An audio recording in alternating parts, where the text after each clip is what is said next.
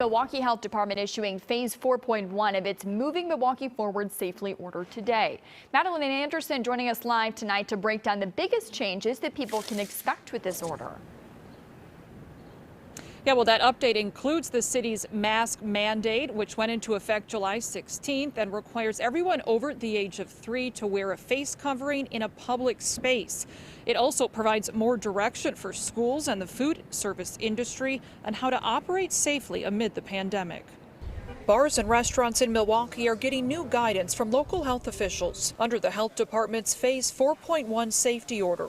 Establishments must prepare a safety plan and risk assessment by September 15th to continue serving guests indoors without capacity limits. All of our tables are socially distanced by 6 feet. We also bring all individual condiments, all wrapped silverware. Chris Adams with AJ Bombers says his company, Hospitality Democracy, is submitting a safety plan Monday. We anticipate once the weather turns a little bit and patios, like you can see here, aren't as prevalent, people will want to dine in and we'll have to have those measures in place. Similarly, K-12 schools as well as colleges and universities in the city are now allowed to hold in-person classes at 50% capacity this fall, as long as they too create a safety plan.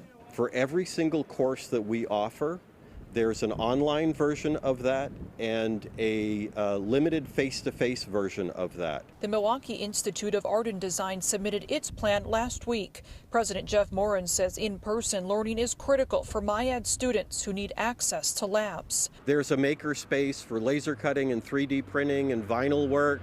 There's a textiles lab for soft goods development in our product design curriculum. While MIAD waits to get the go-ahead from health officials, Morin says construction is underway inside the school's 250,000 square foot building to make it as safe as possible.